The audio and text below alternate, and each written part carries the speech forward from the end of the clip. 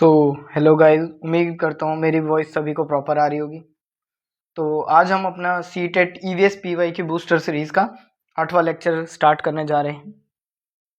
तो जिन लोगों ने अभी तक मेरा प्रीवियस लेक्चर को नहीं देखा है तो आप जाके पहले प्रीवियस लेक्चर को देखिए।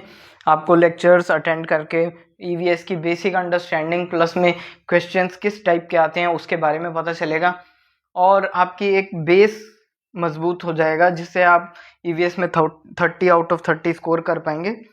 तो आज का जो लेक्चर है वो मैं फिर से लेके आया हूँ कुछ नए क्वेश्चंस के साथ। क्लास 8 हमारी होने जा रही है ये PYQ सीरीज़ की। तो चलिए शुरू करते हैं। तो जो हमारा पहला क्वेश्चन है वो हमारी स्क्रीन पे है। Maximum amount of gas found in air. तो जो हमारी एयर है, इन्वायरमेंट में जितनी भी एयर है उसमें मैक्सिमम गैस का कौन सी गैस का मैक्सिमम अमाउंट है प्रेजेंट। तो हम देखते हैं। तो पहला हमारा ऑक्सीजन ऑप्शन है, दूसरा ऑप्शन कार्बन डाइऑक्साइड, तीसरा हाइड्रोजन एंड डी नाइट्रोजन। तो air is made up from different gases. Like जो एयर है वो अलग अलग गैसेस के मॉलिक्यूल्स को कंटेन करती है, nitrogen, oxygen, carbon dioxide. But इसमें पूछा है कि सबसे ज़्यादा अमाउंट कौन कंटेन करता है। जो हमारा सबसे ज़्यादा अमाउंट है वो हमारा नाइट्रोजन कंटेन करता है।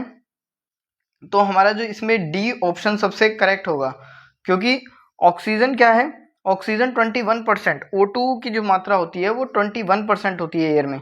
कार्बन डाइऑक्साइड की मात्रा 0.04% होती है। नाइट्रोजन की मात्रा जो होती है हवा में वो 78% होती है। तो इसीलिए हमारा जो ऑप्शन डी है वो बिल्कुल करेक्ट और अप्रोप्रिएट है इस क्वेश्चन के अकॉर्डिंग। नेक्स्ट क्वेश्चन है हमारा, which state of India is known as a tiger state. ऐसा कौन सा स्टेट है जिसको टाइगर स्टेट कहा जाता है। गुजरात, वेस्ट बंगाल, मध्य प्रदेश या असम। तो जो मेरे अकॉर्डिंग या जीके के अकॉर्डिंग जो मध्य प्रदेश है उसको टाइगर स्टेट कहा जाता है। तो हमारा नेक्स्ट क्वेश्चन है, which state of India is known as tiger state. Gujarat, West Bengal, Madhya Pradesh, Assam. तो हमारा जो इसमें करेक्ट ऑप्शन है वो मध्य प्रदेश है। मध्य प्रदेश को हम टाइगर स्टेट बोलते हैं क्योंकि यहाँ पे सबसे हाईएस्ट पॉपुलेशन है टाइगर की और largest number of tiger reserves हैं कंट्री में। तो places like Kanha and Pench national park in MP। तो MP में जो है वो ये जो MP को माना जाता है सबसे ज़्यादा जो है स्टेट जहाँ पे पॉपुलेशन टाइगर्स की ज़्यादा है, नंबर्स हैं और रिजर्व्स भी ज़्यादा है। चलिए नेक्स्ट क्वेश्चन की तरफ मूव करते हैं हम। तो हमारा नेक्स्ट क्वेश्चन जो है वो है, the biochemical laboratory of human body is. तो बायोकेमिकल जो लेबोरेटरी है उसको ह्यूमन बॉडी में को किस पार्ट को कहा गया है। जैसे ऑप्शन ए हमारा जो है वो स्टमक है, ऑप्शन बी लीवर, सी इंटेस्टाइन, डी किडनी। तो जो हमारा ये बायोकेमिकल लेबोरेटरी है वो हमको हमारा जो है वो लीवर को कहा जाता है। क्यों क्यों कहा जाता है लीवर को। लीवर कंटेन्स 500 प्लस फंक्शंस को, वो लीवर जो है हमारा वो फंक्शंस को परफॉर्म करता है, जैसे detoxification, blood purification, protein synthesis, regulation of metabolism और स्टोर इन ग्लूकोज। ये सारी जो है वो लीवर के थ्रू फंक्शंस होते हैं। तो जितने भी केमिकल रिएक्शंस और बायोकेमिकल रिएक्शंस होते हैं बॉडी के अंदर वो सारी की सारी हमारी कहाँ पे होती है, लीवर के अंदर। तो हमारा जो बी ऑप्शन है वो बिल्कुल करेक्ट हो जाएगा। और चलिए नेक्स्ट क्वेश्चन की तरफ मूव करते हैं। जो हमारा नेक्स्ट क्वेश्चन है वो है, ozone layer is found in. जो ओजोन लेयर है वो किस उसमें कहाँ पे पाई जाती है, किस लेयर में पाई जाती है। तो हमारी 5 लेयर होती हैं जैसे आपने पढ़ रखा है और मैंने प्रीवियस क्लासेस में भी ये सारी चीज़ें पढ़ाई हुई हैं। तो ozone layer is mainly located in the lower part of the stratosphere. जो ओजोन लेयर है वो स्ट्रेटोस्फेयर के लोअर पार्ट में होती है, जो कि हमारे अर्थ के जस्ट ऊपर, मतलब कि जैसे हम आसमान है, आसमान के जस्ट ऊपर से ही हमारा स्ट्रेटोस्फेयर शुरू होता है। 15 से 30 किलोमीटर अबव होता है ये अर्थ सरफेस के, और ये प्रोटेक्ट करता है जो यूवी रेज सन से आती हैं उनको एब्जॉर्ब करता है, जिसकी वजह से जो अल्ट्रावायलेट रेज हैं वो अर्थ के पर नहीं आ पाती हैं। तो ओजोन लेयर उसको प्रोटेक्ट करता है। और अब हमें जैसा हमने पता ही चल गया कि ऑप्शन बी जो स्ट्रेटोस्फेयर में ओजोन लेयर पाई जाती है, तो इसका जो ऑप्शन है वो बी करेक्ट ऑप्शन होगा। चलिए नेक्स्ट क्वेश्चन की तरफ मूव करते हैं हम। इसका है फुल फॉर्म ऑफ सीएनजी। देखिए सीएनजी की फुल फॉर्म तो बहुत ही कॉमन है, सब लोगों को पता होगी, और आप लोग इस क्वेश्चन को पहले वीडियो पॉज करके खुद से अटेम्प्ट करके और कमेंट बॉक्स में अपना अपना आंसर लिखिए। जो भी बच्चे कमेंट सही आंसर देंगे मैं उनके कमेंट्स को लाइक कर दूंगा। और सीएनजी की फुल फॉर्म देखिए बहुत सिंपल होती है, कंप्रेस्ड नेचुरल गैस बोलते हैं इसको। कंप्रेस्ड नेचुरल गैस होती है, जो कि ऑप्शन बी में सबसे लिखा हुआ है। कॉमन नेशनल गैस ये भी नहीं होगी, कॉमन नेचुरल गैस ये भी नहीं होगी, सर्टिफाइड नेचुरल गैस ये भी नहीं होगी। ये क्लीन फ्यूल होता है, मेड मेनली, और ये किस किस चीज़ों से बना होता है? मिथेन। और ये बसेस में यूज़ होता है, कार को चलाने में यूज़ होता है, लेस पोल्यूशन क्रिएट होता है, डीजल और पेट्रोल से कम होता है, जिससे कि ये पोल्यूशन कम करता है और ये इको फ्रेंडली फ्यूल में आता है, और ये ड्राई फ्यूल कहलाया जाता है हमारा। चलिए नेक्स्ट क्वेश्चन की तरफ हम मूव करते हैं। नेक्स्ट क्वेश्चन जो है हमारा है, द मॉस्किटो रिपेलेंट ब्रैकेट में coils, mats and liquid that we generally use in our home are. ये सारी चीज़ें क्या होती हैं जो मॉस्किटो रिपेलेंट्स होते हैं? तो ये सारी चीज़ें क्या होती हैं? Mosquito repellents, coil, mats, liquid that we generally use in our homes are. ये सब क्या है? ये जो होते हैं इनको हम यूज़ करते हैं, इंसेक्टिसाइड्स होते हैं, इंसेक्ट्स को भगाने के लिए। क्योंकि देखिए पेस्टिसाइड्स तो खेतों में इस्तेमाल किए जाते हैं, पेस्टिसाइड्स जो है घरों में पेस्ट जो आ जाते हैं, कीड़े मकोड़े। फर्टिलाइजर्स खेतों में इस्तेमाल होता है, जो कि फर्टिलिटी को इंक्रीज करते हैं। सिडेटिव्स जो होते हैं वो हमारे ड्रग होते हैं जो बॉडी में सिडेशन कॉज करने के लिए दिए जाते हैं, तो सिडेटिव्स तो नहीं होगा। और पेस्टिसाइड जो है वो एक बहुत बड़ी ब्रॉड टर्म हो जाती है, जिसमें इंसेक्टिसाइड भी आते हैं, मॉस्किटो भी आते हैं, और भी बहुत सारी चीज़ें आती हैं। तो इसका जो करेक्ट आंसर होगा वो हमारा होगा इंसेक्टिसाइड्स होते हैं मेनली। चलिए नेक्स्ट क्वेश्चन की तरफ मूव करते हैं। नेक्स्ट क्वेश्चन जो है हमारा, the young ones of the frog are called. जो फ्रॉग का यंग वंस होता है उसको क्या कहा जाता है? देखिए यंग फ्रॉग ये नहीं कहा जाता है, यंग फ्रॉग नहीं कहा जाता है। फ्रॉग कब कब तो शेर के बच्चे को, टाइगर के बच्चे को कहा जाता है। पपीज कुत्ते के बच्चे को कहा जाता है। टेडपोल एकदम करेक्ट ऑप्शन है। जो फ्रॉग का यंग वंस होता है उसे हम टेडपोल कहते हैं। तो चलिए नेक्स्ट क्वेश्चन की तरफ मूव करते हैं हम। How many muscles are there in human body. Human body में कितनी मसल्स होती हैं? तो हमें कुछ नंबर्स में ऑप्शंस दिए हुए हैं, तो 600, 700, 800, 900। तो ह्यूमन बॉडी जो है वो अप्रोक्सीमेटली 600 to 650 मसल्स कैरी करती है। कुछ जीके की बुक 600 इसका दावा करती हैं और एनसीईआरटी भी 600 का दावा करती है। तो हम जो है वो 600 के साथ जाएंगे, तो हमारा ऑप्शन आंसर जो होगा वो ऑप्शन ए होगा, करेक्ट ऑप्शन। चलिए नेक्स्ट क्वेश्चन की तरफ चलते हैं हम। द बैटरी और cell convert dash energy into electrical energy. जो बैटरी होती है वो और सेल वो किस एनर्जी को इलेक्ट्रिकल एनर्जी में कन्वर्ट करते हैं? तो जो सेल और बैटरी होते हैं, देखिए सोलर जो होती है, सोलर तो सनलाइट की एनर्जी को इलेक्ट्रिक एनर्जी में कन्वर्ट करती है। हीट उसमें कोई लेन देन होता नहीं है। मैकेनिकल एनर्जी, कोई मैकेनिकल वर्क नहीं हो रहा है। तो हमारा जो इसका करेक्ट ऑप्शन होगा वो केमिकल होगा, क्योंकि उसमें जो है जो सेल होता है उसमें सर्किट बनाने के लिए केमिकल रिएक्शंस कराई जाती हैं, रेडॉक्स रिएक्शन होती है, और जो सेल के अंदर होती है, जिसकी वजह से वो इलेक्ट्रिसिटी जनरेट करते हैं। टॉर्च सेल, रिमोट सेल, इन सब के अंदर ये बैटरीज में ये सबसे ज़्यादा यूज होती है। तो चलिए नेक्स्ट क्वेश्चन की तरफ मूव किया जाए। तो which of the following plays an important role in the cause of rainfall. Rainfall में सबसे इम्पोर्टेंट रोल कौन प्ले करता है? तो देखिए रेनफॉल में क्या होता है, रेनफॉल कैसे होती है? पहले इवेपोरेशन होगा, इवेपोरेशन होकर पानी भाप बन के उड़ेगा और वो बादलों में जाएगा, बादल उसे ठंडा कर देंगे और वो नीचे भेज देंगे। तो ठंडा करने वाले प्रोसेस को हम कहते हैं कंडेंसेशन, और जो पानी उड़ रहा है उसे कहते हैं इवेपोरेशन। तो सिंपल जो रेन है वो कैसे कॉज हो रही है? वो इवापोरेशन से तो नहीं हो रही, कंडेंसेशन अकेले से भी नहीं होती। तो हमारा जो बोथ का आंसर है वो बिल्कुल सही होगा। जो इसका आंसर हमारा होगा वो सी ऑप्शन बिल्कुल करेक्ट होगा, बोथ इवेपोरेशन एंड कंडेंसेशन। तो चलिए नेक्स्ट क्वेश्चन की तरफ मूव करते हैं। The process of solid change into liquid upon the supply of heat is called, उसको क्या कहा जाता है?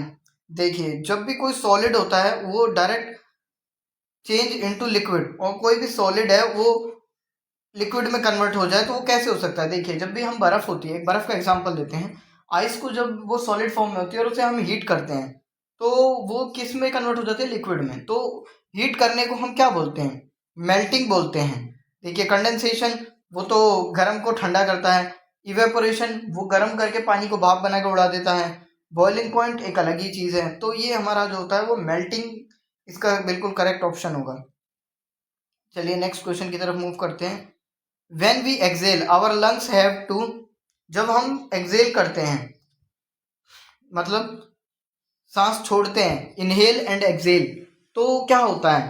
When we exhale, जो हमारा डायफ्रागम होता है, मसल्स रिलैक्स होती है एंड अपवर्ड मूवमेंट करता है, तो चेस्ट कैविटी जो होती है बिकम स्मॉलर, वो स्मॉल हो जाती है, तो कॉन्ट्रैक्ट करती है, क्योंकि जब हम इनहेल करते हैं तो जो हमारे लंग्स हैं वो एक्सपेंड करते हैं, तो लंग्स क्या है वो कॉन्ट्रैक्ट होंगे। इनहेल लंग्स एक्सपेंड किए जाते हैं, एक्सेल लंग्स कॉन्ट्रैक्ट होते हैं। तो इसमें क्या होगा? इसमें कॉन्ट्रैक्शन होगा, एक्सपेंड नहीं होगा, स्टिल भी नहीं रहेंगे, नन ऑफ दीज भी नहीं रहेंगे। चलिए नेक्स्ट क्वेश्चन की तरफ मूव करते हैं। Which of the following is a biodegradable waste, इसमें से कौन सा बायोडिग्रेडेबल वेस्ट है? तो जो प्लास्टिक है वो नॉन बायोडिग्रेडेबल होता है, वो नहीं होता। पॉलीथीन सेम वही है, ग्लासेस कांच भी नहीं होता है, तो इसका जो करेक्ट ऑप्शन होगा वो ये होगा, which of the following is a biodegradable waste, इनमें से कोई सा भी जो है वो बायोडिग्रेडेबल वेस्ट नहीं है। तो हमारा जो नेक्स्ट क्वेश्चन है, अब नेक्स्ट क्वेश्चन की तरफ चलते हैं। देखिए, ये जो ईवीएस है उसको समझना पड़ता है, थोड़े से एनसीईआरटी को रीड करिए, एनसीईआरटी रीड करने के बाद पीवाईक्यूज देखिए, मैक्सिमम चीज़ें हो जाती हैं। ऐसा कुछ ईवीएस में कोई ज़्यादा रॉकेट साइंस नहीं पूछता है, 5वीं तक की सिर्फ ईवीएस इन्वायरमेंटल स्टडीज़, और मैक्सिमम चीज़ों से आप अवेयर हैं, अपने जो इन्वायरमेंट है, आसपास का इन्वायरमेंट है, उससे आप मैक्सिमम अवेयर हैं, तो इसलिए आपको ज़्यादा प्रॉब्लम नहीं होगी। और बाकी हमारी जो वीडियोस हैं आप उनको देखते रहिए, पीवाईक्यू से ही आपको कॉन्सेप्ट क्लियर हो जाएंगे। तो नेक्स्ट क्वेश्चन जो हमारा है वो उस की तरफ हम चलते हैं। Paper is mainly made up of cellulose, starch नहीं, पॉलीथीन और कॉटन नहीं, पेपर इनसे भी नहीं बनते, बैम्बू और ग्रास ये हमारा ऑप्शन ठीक है, और सनफ्लावर और मेज इनसे तो नहीं बनता, ये तो खाना बनाने के पदार्थ हो गए, खाने की वाली चीज़ें। तो हमारा सेल्यूलर और स्टार्च से भी नहीं पेपर बनता, पॉलीथीन और कॉटन से भी पेपर नहीं बनता, तो हमारा जो पेपर है वो बैम्बू और ग्रास से बनता है। बैम्बू क्या होता है? बैम्बू पेड़ जो होता है बांस से, और ग्रास, जो ग्रास होती है उससे बनाया जाता है पेपर को। पेपर पेपर बनाने के लिए हमें पेड़ की छाल की इस्तेमाल होती है, तो जंगल काटे जाते हैं, वो जो हमारा फिर पेड़ होता है, पेड़ की छाल को छीला जाता है, देन हम एक पेपर को बनाते हैं। पेपर को बनाने में पेड़ काटना लगता है, बट जो गवर्नमेंट है वो इस पे काफ़ी हद तक रेगुलेशंस लगा चुकी है, कौन से पेड़ नहीं कटेंगे, कौन से नहीं कटेंगे, इसके ऊपर गवर्नमेंट रेगुलेशन लगाती है। चलिए नेक्स्ट क्वेश्चन की तरफ मूवमेंट करते हैं। Non green plant like mushroom can not make their own food because, जो नॉन ग्रीन प्लांट होते हैं मशरूम जैसे, वो क्यों अपना खाना नहीं बना पाते?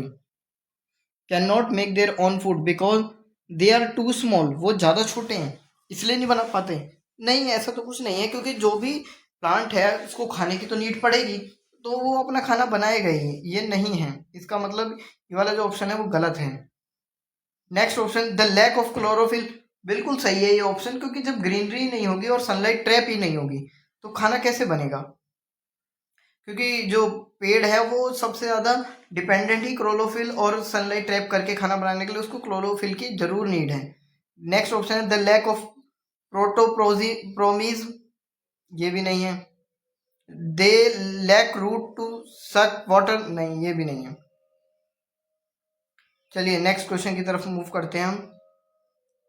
We slip very easily on a wet floor because, जो गीला फर्श होता है हम उसमें क्यों स्लिप कर जाते हैं? देखिए, ये फिजिक्स का कॉन्सेप्ट होता है, जहाँ भी चीज़ें फ्रिक्शन कम होगा वहाँ स्मूथनेस आएगी, और स्मूथनेस क्या है? वो स्लिपरीनेस को क्रिएट करता है। तो वाटर रिड्यूस द फ्रिक्शन, बिल्कुल करेक्ट, पहला ऑप्शन ही हमारा मिल गया हमें करेक्ट। वाटर जो है इंक्रीज करता है फ्रिक्शन को? नहीं, इंक्रीज हो जाएगा तो सरफेस रफ हो जाएगा और ज़्यादा स्मूथ ही नहीं रहेगा।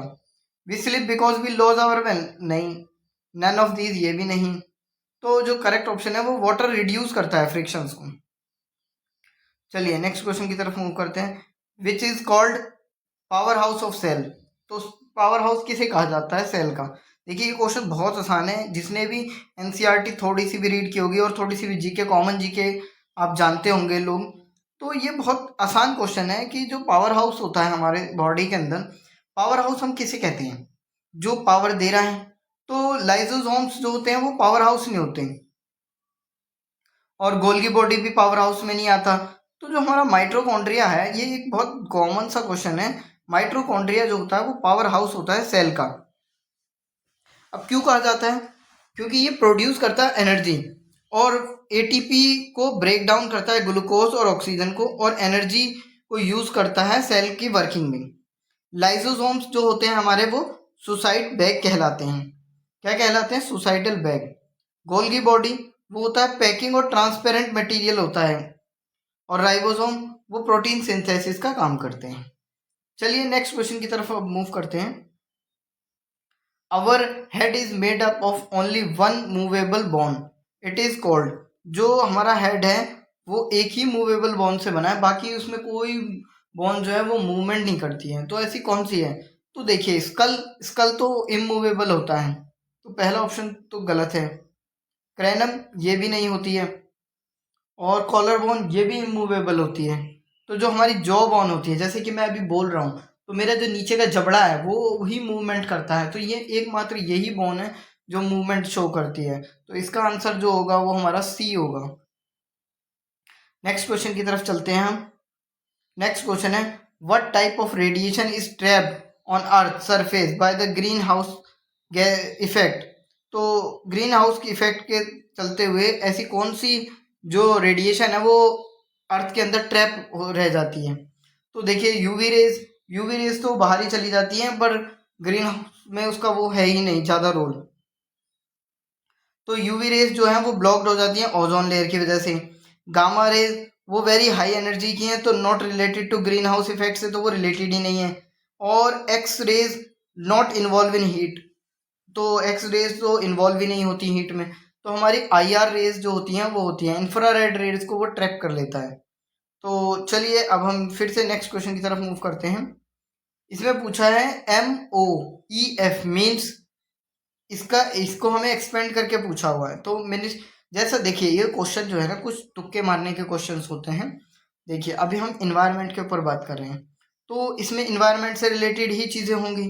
तो देखिए जो पहला ऑप्शन है वो फॉरेस्ट और एनर्जी की बात कर रहा है, तो ये जो है ये फॉरेस्ट और एनर्जी का कोई इसका लेना देना नहीं है। तो दूसरा है ministry of environment and forest, ये ही हमारा करेक्ट ऑप्शन होगा, क्योंकि ministry of fuel and energy ये होगा नहीं। मैनेजमेंट वो नहीं होगा, क्योंकि उसमें ओ से ऑफ ही आ रहा है। और इन्वायरमेंट एंड फॉरेस्ट्री ये इसका आंसर नहीं होगा। MOEFCC होता है ministry of environment forest and climate change, जिसको ये पहले जो था वो ministry of environment and forest था। अब इसका जो नाम बदल के वो ministry of environment forest and climate change कर दिया है। चलिए नेक्स्ट क्वेश्चन की तरफ, जो कि हमारा आज का लास्ट क्वेश्चन है। तो green revolution is associated with, देखिए ये भी बहुत कॉमन सेंस का क्वेश्चन है, जिसमें एक छोटी सी कॉमन सेंस लगाएंगे हम। छोटी कॉमन सेंस से क्या होगा, हमें ज़्यादा चीज़ें पता चल जाएंगी। तो देखिए सेरीकल्चर क्या होता है, ये हमारा सिल्क वॉर्म से रिलेटेड होता है। तो ग्रीनरी तो उसमें कहीं है ही नहीं। एग्रीकल्चर, फिश कल्चर, तो इसमें फिश भी ग्रीनरी से रिलेटेड तो फिश है ही नहीं। तो सिविकल्चर, सिविकल्चर होता है हमारा फॉरेस्ट और ट्री मैनेजमेंट। तो हमारा जो एग्रीकल्चर है वो आंसर नंबर बी बिल्कुल करेक्ट ऑप्शन है। तो हमारा जो लेक्चर है